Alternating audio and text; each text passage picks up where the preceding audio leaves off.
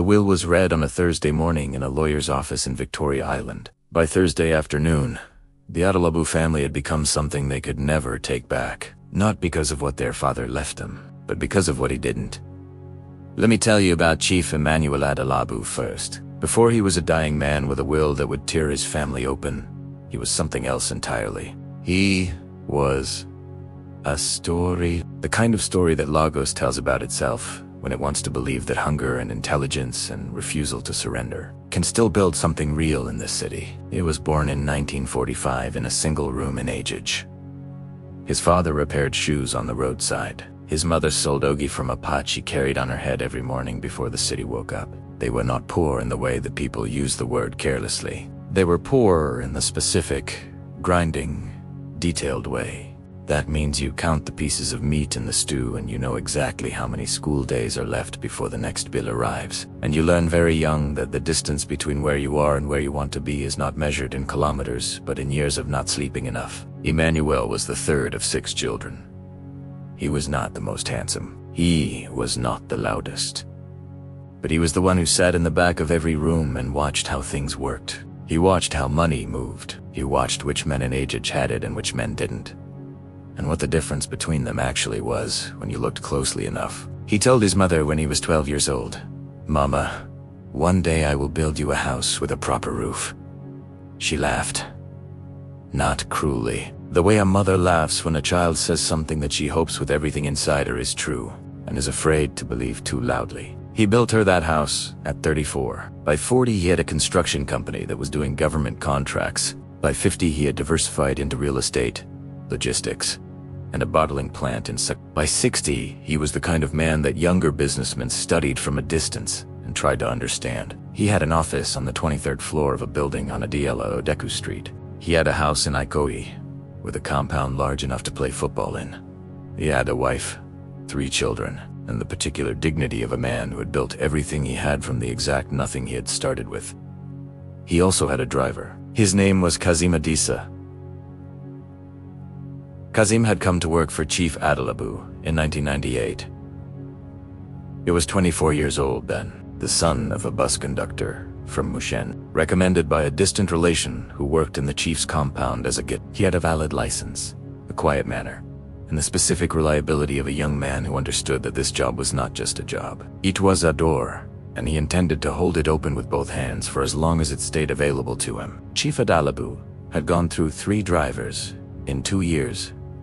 Before one had stolen petrol money consistently for 6 months before being caught. One had fallen asleep at the wheel on the Lekki Expressway. Nothing catastrophic had happened, but the chief's heart had not forgiven the incident. One had been found to be running a side business, ferrying other clients in the chief's car after hours.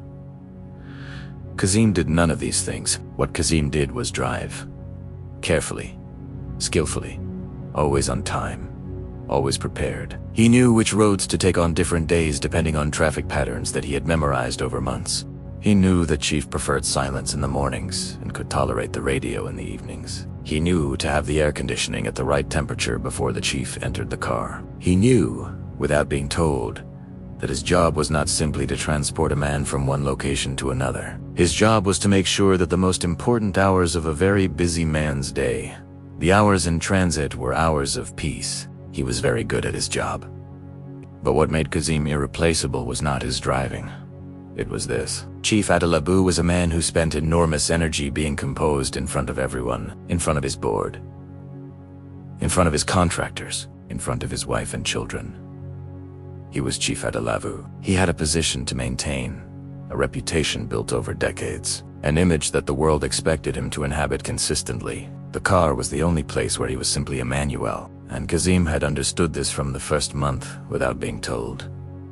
He did not repeat what was said in the car. He did not carry stories. He did not show on his face that he had heard things. He was present, and he was silent, and he was trustworthy in the deepest sense of that word. Not because he was performing trustworthiness, but because he was genuinely the kind of man who understood that some things you hear belong only to the person who said them. Over 22 years, Chief Adelabu had said many things in that car.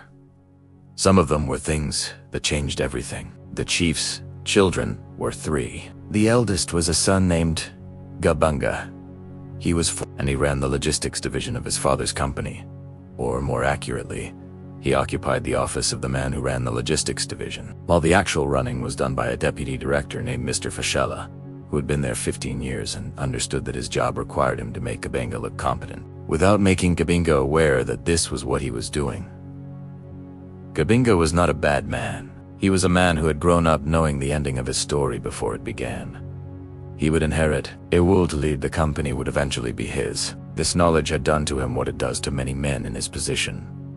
It had removed the necessity of hunger, and a man without hunger in Lagos is a man who does not know it yet, but he is already behind. The second child was a daughter named Sola.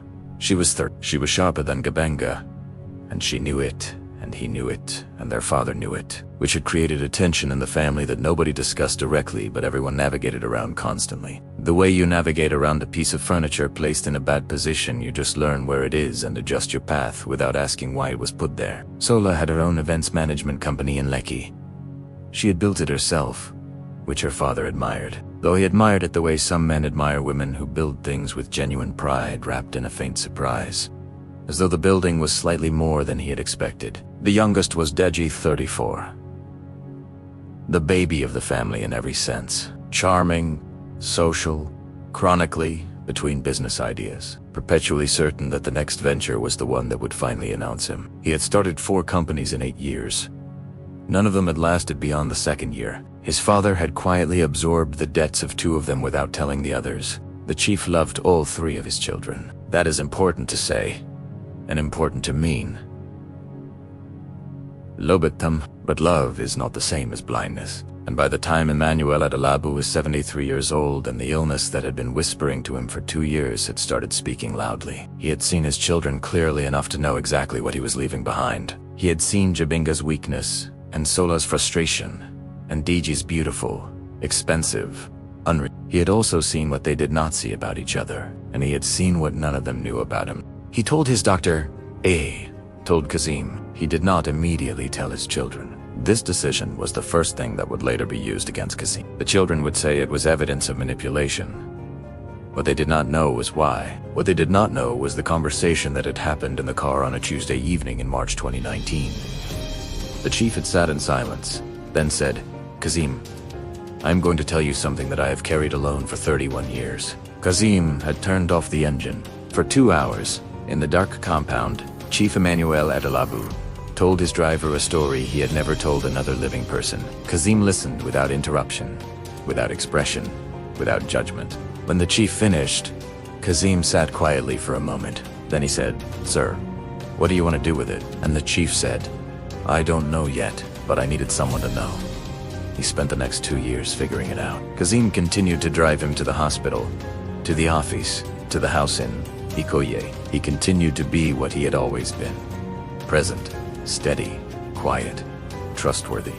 The chief's children noticed their father spending time with Kazeem in ways that went beyond the transactional. Conversations in the compound that stopped when they approached. A chair placed beside the chief's on the veranda in the evenings. Laughter. Sometimes Kabinga mentioned it to Sola once. "Baba is very attached to that driver," Sola said. "He has always trusted Kazeem." "Leave it." Daji said nothing. Deji was in the middle of his 5th business idea and was largely elsewhere. Chief Adelabu died in February 2021. He had been in and out of the hospital for 3 months before the end came. He died on a Wednesday morning, early, while the compound was still quiet. Kazeem was in the corridor outside the ward. The family gathered. The prayers were said.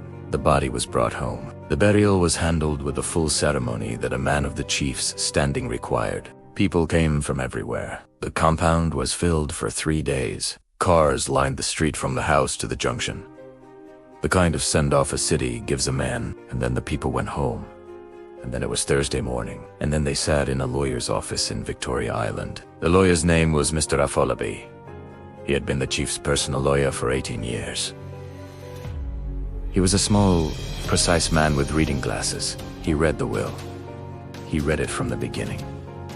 The properties, the company shares, the accounts, the cars, the personal effects, the family house in Ikoyi. As he read, Jabenga's face changed, then Sola's, then Degi's, because item by item, the chief's estate was being directed away from them. Not entirely. Each child received something, a property each, a modest sum, the kind of provision that said, I have not forgotten you, but I have not trusted you with everything. The company Adalabu Holdings, the construction empire, the logistics, the bottling plant. The real estate portfolio was placed in a trust. The trust had one executor, Kazeem Adisa. Kabenga stood up. Sala put her hand on his arm.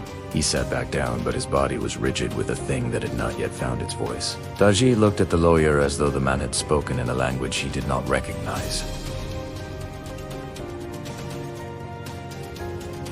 Mr. Afolabi continued reading.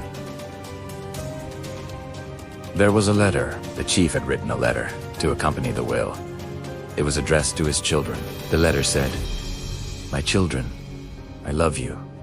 I have always loved you. That love is not in question, and I will not spend these words defending it. What I will spend these words on is the truth, because I owe you that, and I have owed it to you for too long. Kazeem is not only your father's driver. Kazeem is your brother. The silence in that room was not like ordinary silence. It was the silence of a room where the air has suddenly changed composition. Chibenga's mouth opened. Sola went completely still in the way of a woman whose mind is moving very fast behind a face that has stopped moving entirely. Taji said, What? Mr. Afolabi continued reading. In 1969, before I married your mother, I loved a woman named Ai. She was from Kwara.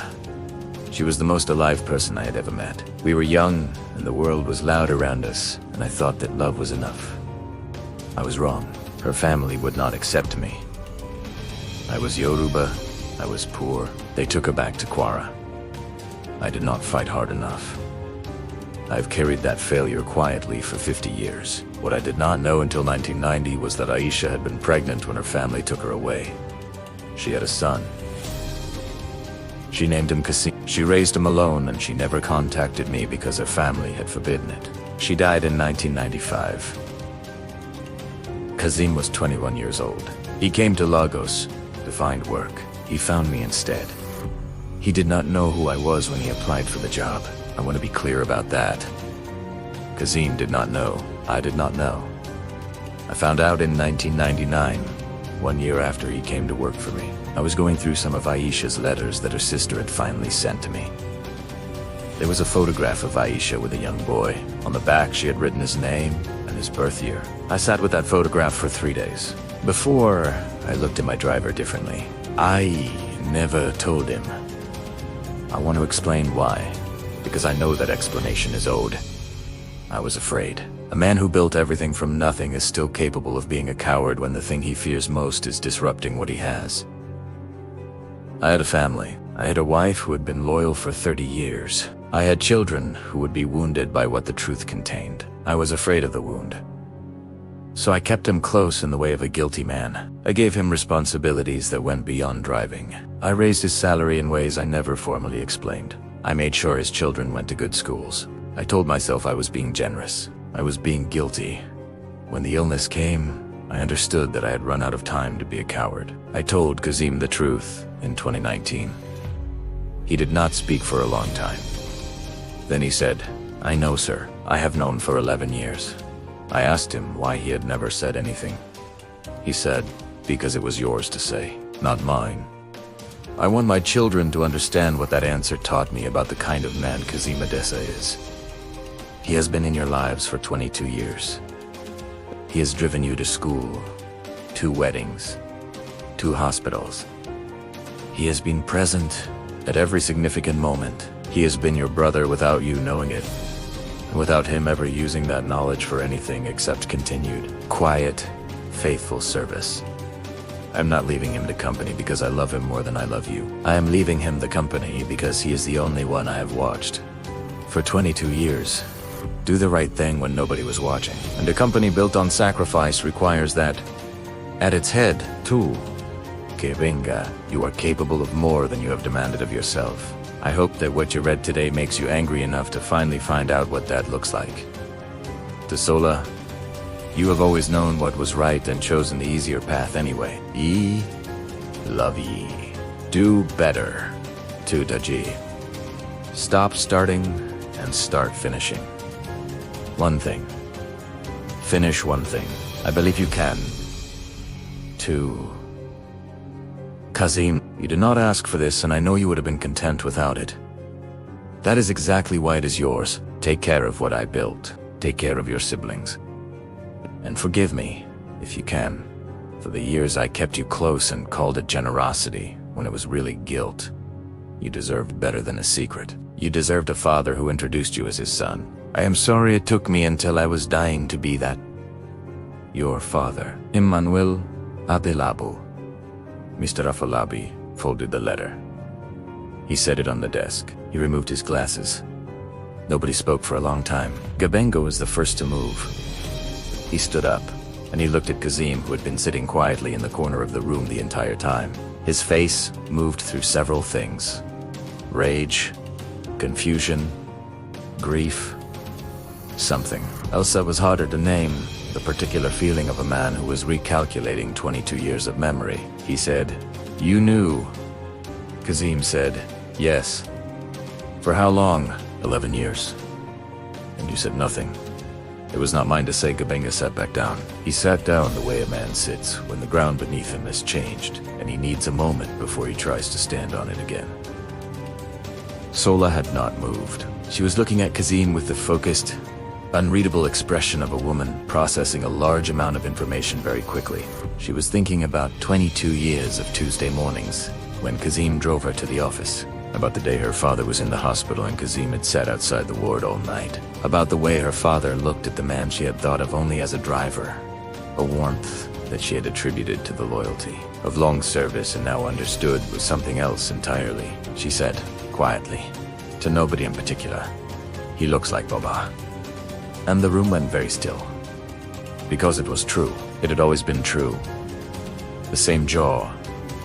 The same set of the eyes. The same way of going quiet when things became heavy. It had been there for 22 years, and nobody had seen it because they had not been looking. Because drivers are not looked at the same way family is looked at. Because the category a person is placed in determines what you allow yourself to notice about them. Dashi had said nothing since the one word he had said when the letter began. He sat with his elbows on his knees and his face in his hands, and the sound he made was not crying exactly. It was something you